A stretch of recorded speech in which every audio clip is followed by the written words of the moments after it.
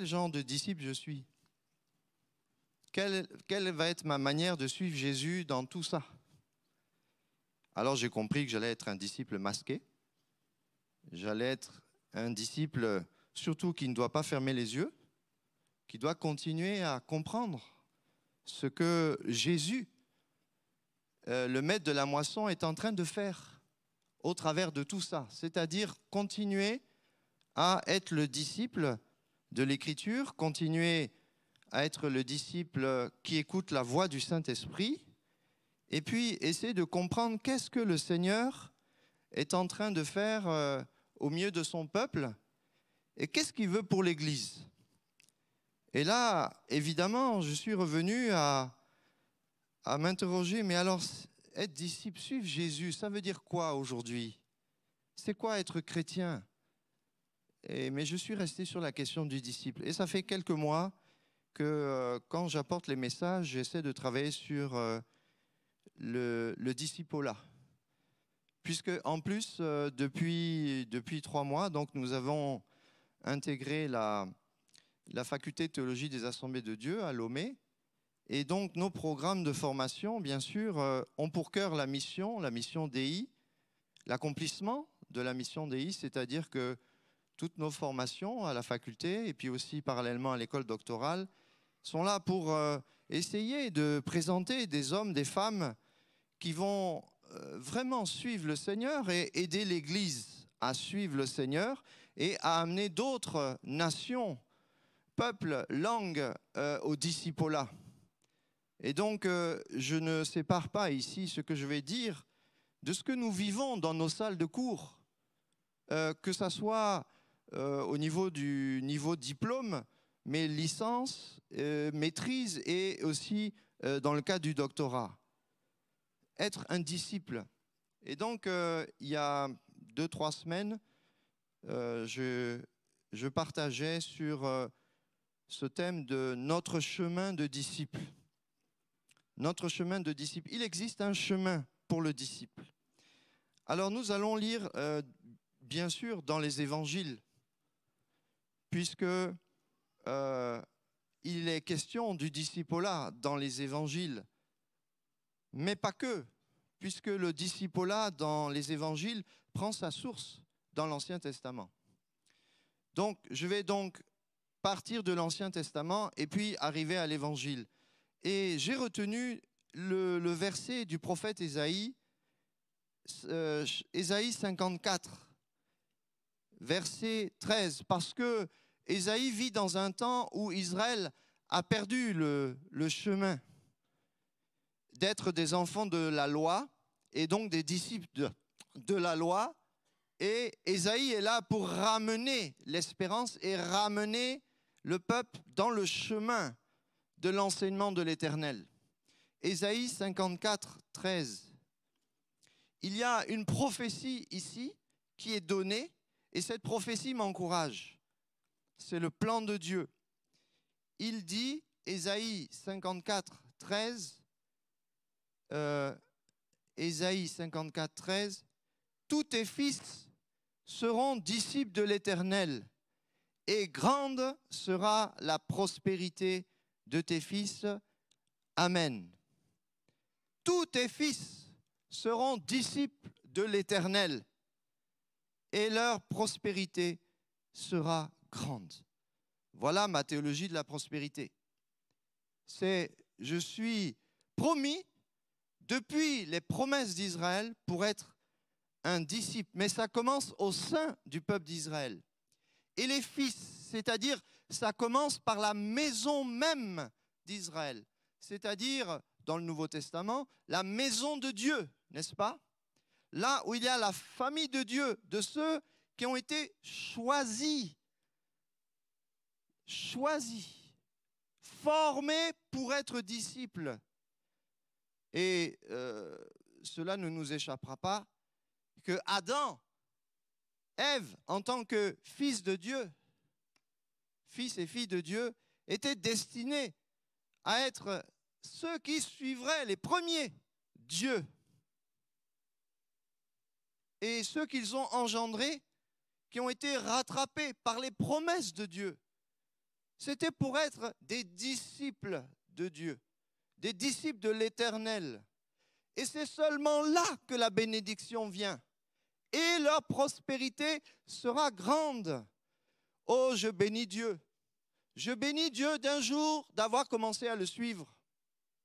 Il y a eu un moment où j'ai commencé à être un disciple. Et depuis, grâce à Dieu, Ebenezer, le Seigneur m'a secouru. Il a secouru bien des générations où il y a eu des fils et des filles qui sont devenus et qui sont restés et qui ont transmis la mentalité du disciple. Celui qui est prêt à suivre Dieu et à suivre Jésus. Jésus, l'icône invisible de Dieu rendu visible. Celui qui marche au milieu de nous et qui répand son esprit et répand son enseignement pour que l'on ne soit pas des disciples égarés, des disciples qui sont à des endroits où ils n'ont pas leur place, des disciples qui font ce qu'ils voient faire parce qu'ils regardent la main du maître en train de faire et ils imitent ce que le maître fait. Et ces fils se réunissent, j'ajouterais physiquement, frères et sœurs. Les disciples, lorsqu'ils voient la main de Dieu faire, la prospérité vient. Pourquoi? Parce qu'ils se rassemblent, ils sont ensemble. Et là, il y a une bénédiction spirituelle qui est au milieu de nous et que les enfants de la joie partagent. Car oui, les disciples prospèrent par la joie, par l'amour et la grâce de Dieu. La version Chouraki nous éclaire sur le verset 13, sur la nécessité d'être des disciples qui apprennent. La capacité chez le disciple d'être enseignable.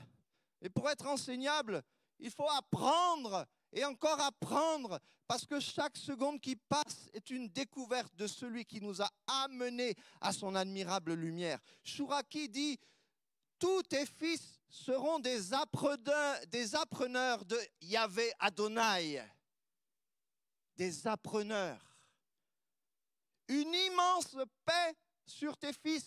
Voilà comment l'expression hébraïque, leur prospérité sera grande, est traduite par Chouraki. Une immense paix sur tes fils.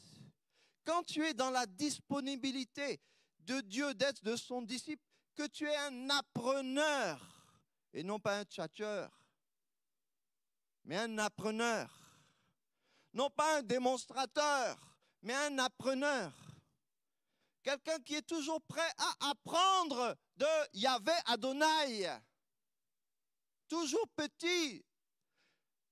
Un jour, les disciples se sont échauffés. Luc 9, 46, 50. C'est un autre verset pour cette prédication.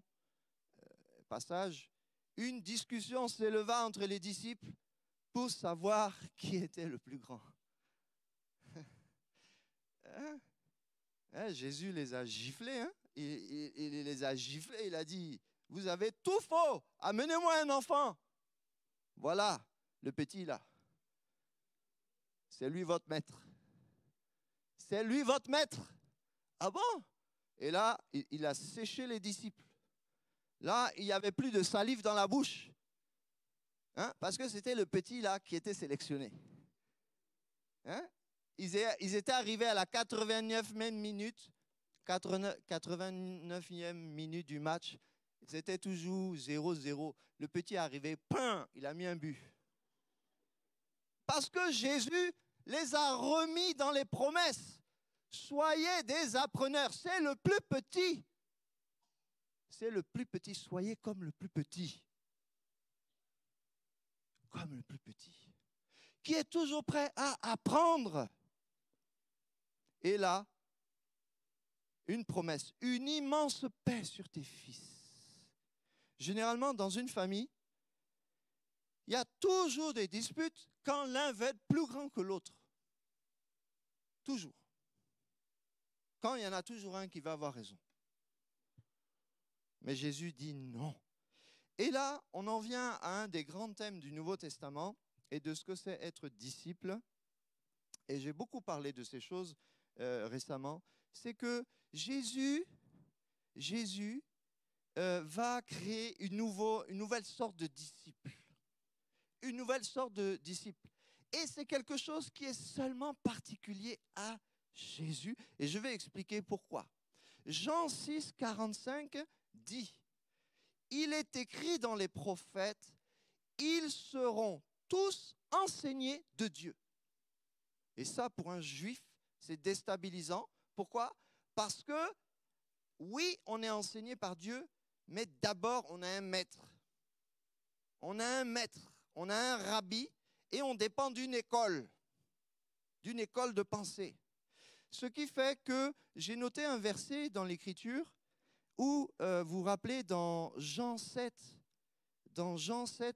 verset 15, à un moment, il y a donc les religieux qui viennent et, et ils sont étonnés. Jean 7, verset 15, les Juifs s'étonnaient, disant, « Mais comment connaît-il les Écritures, lui qui n'a pas étudié ?» Alors quand on lit cette question, on dit, oui, Jésus, mais comment ça se fait? Vous voyez, les gens se servent de ce verset pour dire, vous voyez, on n'a pas besoin d'étudier parce que Dieu envoie la connaissance par le Saint-Esprit. Mais la question ici, au verset 15, il faut la reformuler. Quand les Juifs disent, comment connaît-il les Écritures, lui qui n'a pas étudié? Ils sont en train de dire, mais ce disciple qui est devenu maître là, c'est qui son maître? Il a été le disciple de qui? Jésus là. Il a été le disciple de qui? C'est ça qu'ils sont en train de demander. Il a été le disciple de qui? Il n'a point étudié. On ne connaît pas son enseignement. Et Jésus répond au verset 16, « Ma doctrine n'est pas de moi, mais de celui qui m'a envoyé. » Et là aussi, il faut comprendre ce que Jésus dit. Il ne s'agit pas de dire que Jésus, finalement, ne dit pas qu'il est Dieu. Non, il est justement en train de dire qu'il est Dieu. Pourquoi? Parce qu'il dit, c'est ma doctrine. C'est ma doctrine. Ça signifie qu'avec sa doctrine, il va faire ses disciples à sa façon. Et je bénis Dieu de ce qu'au milieu de l'Église, le Seigneur fait avec sa doctrine des disciples selon son choix et sa façon, selon ses méthodes. Et même on peut être surpris, mais comment lui, il n'a point trop étudié, mais vraiment, il inspire la chrétienté, il inspire la vie de Jésus, parce qu'il a suivi la doctrine de Jésus. Jésus dit, ma doctrine n'est pas de moi, mais de celui qui m'a envoyé. Jésus est en train de reconnaître qu'il fait un avec le Père, mais qu'on peut le reconnaître, il est le Fils. Et sa doctrine, il la partage avec son Père. Et l'autorité qu'il a pour former les disciples qu'il veut, il la tient de son Père. Alors cela signifie que Jésus a fait des disciples qui maintenant vont être totalement, toute leur vie, même après sa mort, même après sa résurrection, même actuellement, jusque maintenant, aujourd'hui, le 5 décembre 2021, Jésus a toujours que des disciples. Il fait des disciples. Il ajoute disciple après disciple. Pourquoi? Parce qu'alors que l'évangile se propage dans le monde entier, dans tous les groupes ethniques, dans toutes les langues, Jésus est en train de faire des disciples uniques. Pourquoi sont-ils uniques? Parce que quelqu'un qui vient à Jésus, parce qu'il a reconnu ses péchés, il a fait la paix avec Dieu, il est devenu un fils. Alors il est enseigné par l'Éternel, Yahvé Adonai, le Seigneur des Seigneurs. Alors sa prospérité est grande parce qu'il a la paix de Dieu. Il sait qu'il ira au ciel s'il meurt là à l'instant parce qu'il a cru en Jésus dans son sacrifice expiatoire. Il a cru que Jésus n'est pas juste un prophète qui a souffert et qui est mort.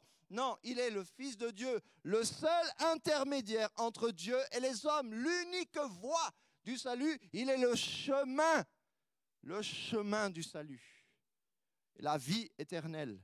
Nul ne peut aller au Père que par Jésus-Christ de Nazareth.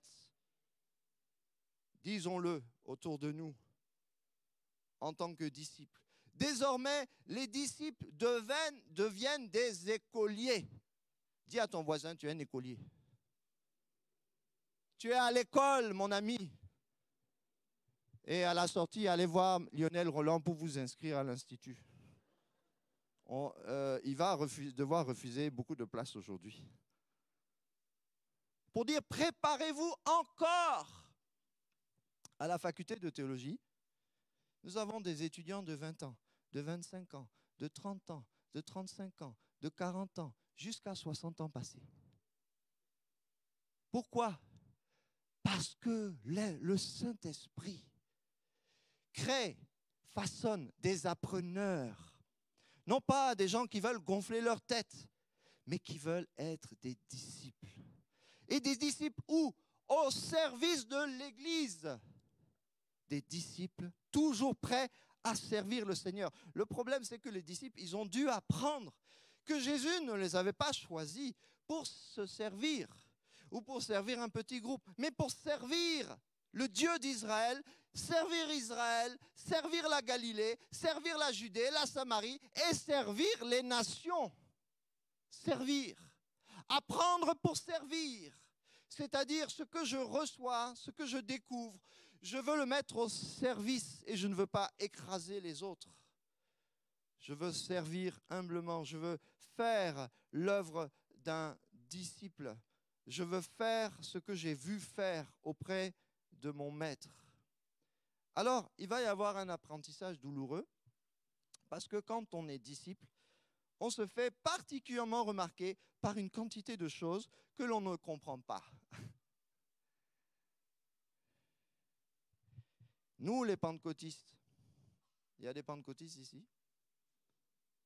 Nous, les pentecôtistes, on aime parler de l'élimination du Saint-Esprit.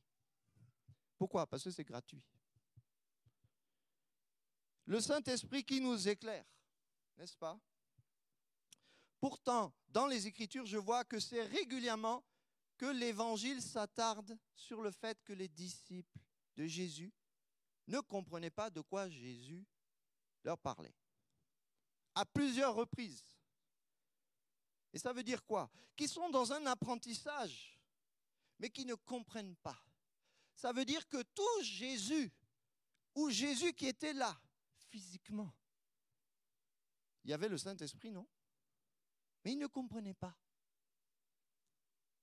Seulement nous, pentecôtistes, nous prétendons que nous pouvons peut-être ordonner au Saint-Esprit de nous éclairer, de nous expliquer les choses. Seulement, ce n'est pas comme ça.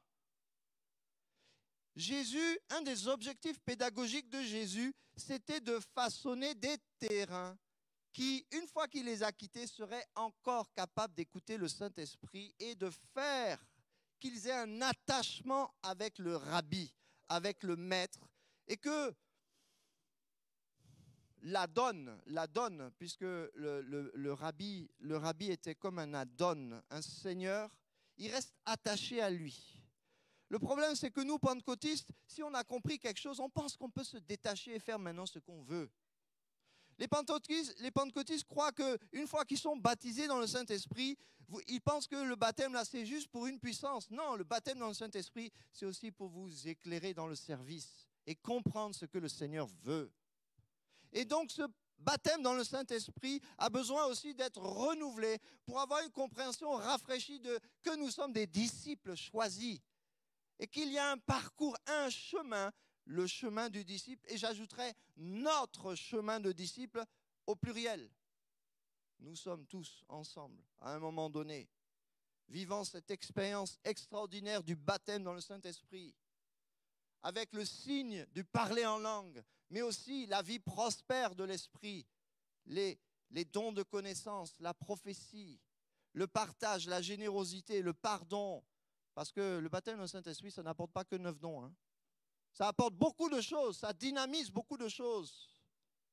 Alors oui, illuminé, je suis illuminé, mais j'apprends. Parce que quand le Seigneur me montre, ah, tu n'as pas compris là, ça veut dire que j'ai besoin encore de plus d'obéissance, plus d'humilité, plus de grâce, plus de...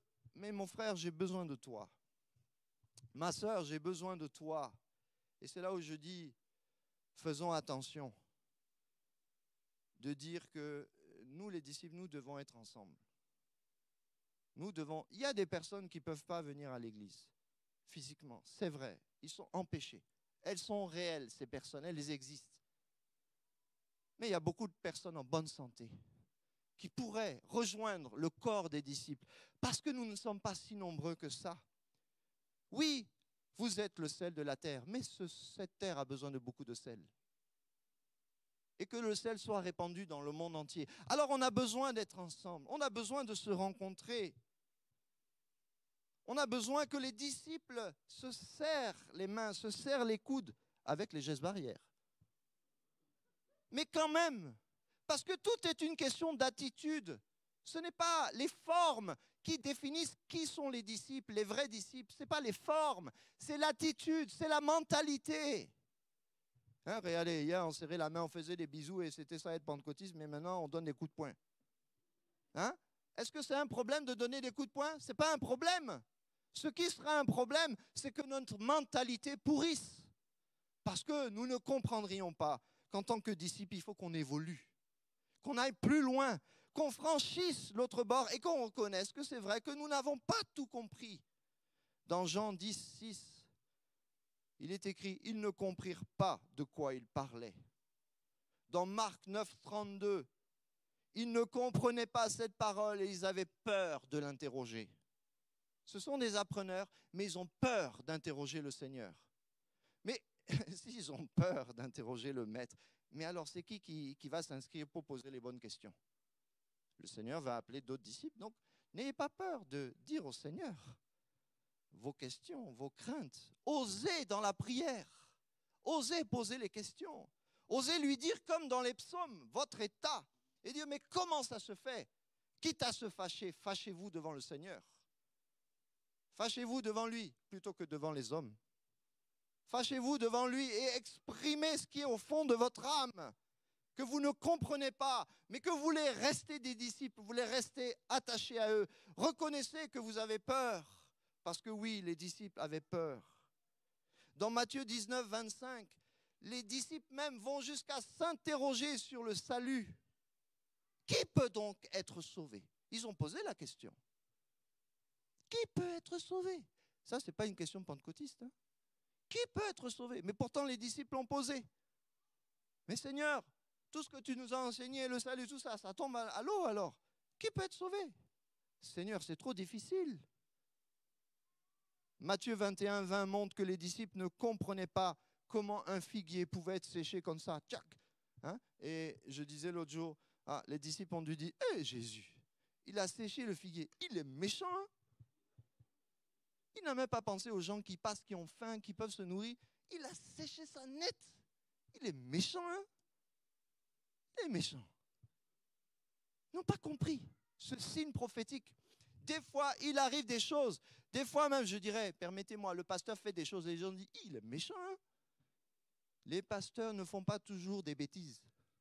Les pasteurs, des fois, font des choses qui sont parce qu'il y a un signe prophétique.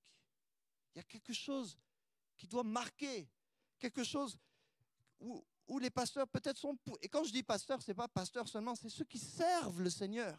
Ils font des choses qui sont comme un signe. Un signe, certes, peut-être de dureté, mais qui disent qu'à un moment, non, il y a une prise d'opposition. Matthieu 21, 20. À Béthanie, on voit que dans Matthieu 26, 8, les disciples ne comprennent pas la générosité d'une femme à l'égard de Jésus. Ils ne comprennent pas. Pourtant, ils connaissent la loi, non?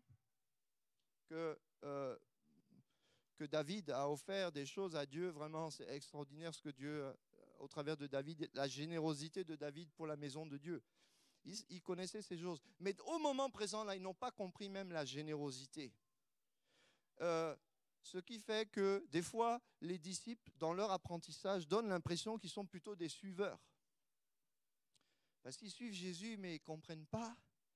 Et peut-être qu'il faut avouer que des fois, sur le chemin du disciple-là, on croit à ça, on croit à des doctrines, mais on ne sait pas les expliquer. On ne sait pas défendre même notre foi. Je suis Jésus, mais sur cette question-là, je n'ai pas d'opinion. je n'ai rien à dire. La question qu'il faut se poser, mais est-ce que l'Écriture n'a pas quelque chose à dire? Est-ce que nous n'avons pas quelque chose à apprendre encore de l'Écriture pour répondre aux défis de nos contemporains, aux défis de notre monde? Alors, quand on va apprendre, on va comprendre, mais il nous faudra vérifier, il nous faudra être sûr, il nous faudra confirmer, il nous faudra remettre en pratique et être fidèle dans ce que l'on a compris pour ne pas abandonner le chemin du disciple.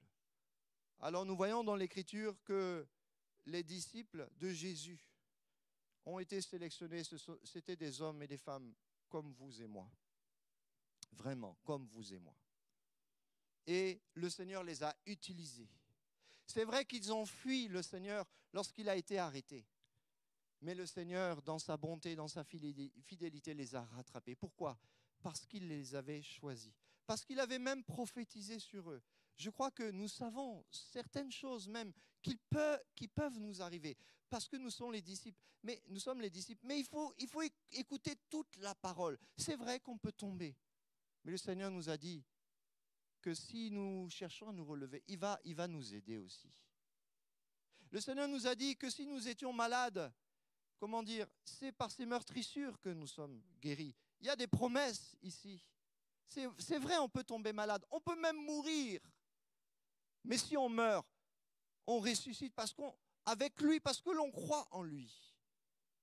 Ni la mort, ni la vie, chez le disciple, ne peuvent être les plus importantes, car ce qui compte, c'est de suivre Jésus. C'est de rester fidèle, c'est de chercher à rejoindre ceux qui sont fidèles, à chercher c'est quoi la fidélité à l'Écriture, à comprendre quelle est l'Église fidèle aujourd'hui. Alors là, Jésus pourra dire, en voyant ses disciples, alors que d'autres les appellent, voici ma mère, voici mes frères.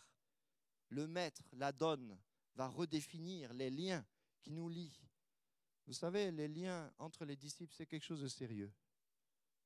Oui.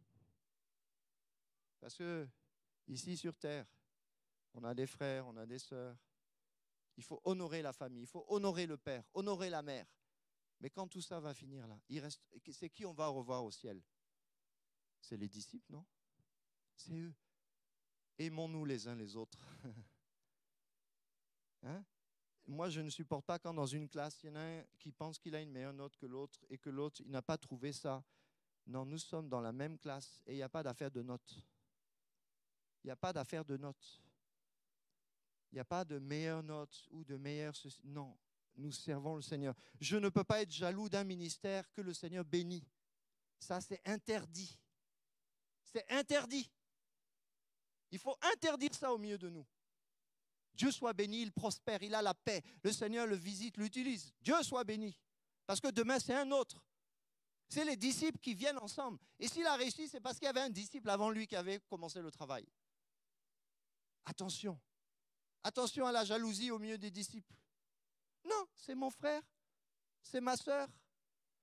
Que Dieu soit béni. Je finis en disant qu'Ésaïe 54, 13, dans l'hébreu dit, c'est un mot qui signifie limod. Le mot limod signifie exercer, habituer, accoutumer. C'est ça, être disciple. Exercer, habitué, accoutumé, tout au long de notre vie. Même quelqu'un qui est tout seul, parce qu'il est âgé, parce qu'il est chez lui, il s'exerce. Il est habitué à la présence de Dieu. Il cherche Dieu. Il est comme Néhémie, même en exil, qui dit, le Dieu des cieux, tu es là, tu es avec moi et tu es avec mes frères, mes sœurs. Une vision haute de ce que c'est le discipulat. Quelqu'un qui, dans son appartement, est capable de prier pour les missionnaires, de voir ce que Dieu va faire en mission au loin. Ce n'est pas la vue du disciple qui baisse. Non, c'est vraiment une vision qui monte parce qu'elle est propulsée par l'amour, par l'obéissance, par la fidélité. C'est quelque chose qui ne vient pas de toi, mais que le Seigneur a projeté de faire. Alors, Dieu nous a donné tout ce qui est suffisant. Dieu attend de nous des progrès évidents en tant que disciples. Des progrès d'abord devant ses yeux à lui. Ses yeux à lui. Cherche à plaire au Seigneur. Écoute sa satisfaction d'abord et non celle des hommes. Vous savez, la flatterie a deux vertus. Celle de vous encourager et celle de vous faire tomber. Deux vertus différentes. La flatterie. Mais attention à la flatterie. Elle piège les disciples. Le succès peut tromper le disciple. Des progrès de disciples, je crois qu'il faut qu'on les vive ensemble. Ensemble. Personnellement, je n'ai jamais trop progressé tant que je n'étais pas avec les autres disciples. Il y a vraiment de réels progrès quand nous sommes ensemble et que le faire aiguise le faire. Que Dieu nous aide dans l'Église à travailler ensemble, à se supporter, à aimer l'un l'autre, à supporter ces différences, peut-être différences culturelles, différences familiales, différences même sociales, même dans le langage. Ne mets pas des valeurs forcément derrière les mots, parce que les mots, des fois, vous savez, les mots sont faibles. Pardonnez la faiblesse des mots. Et mettez votre regard sur Jésus, l'auteur de la foi qui l'accomplit et qui l'amène à son aboutissement. Amen. On va prier le Seigneur. Merci Seigneur. Nous sommes là parce que tu nous as appelés. Un jour tu as dit à Matthieu, suis-moi.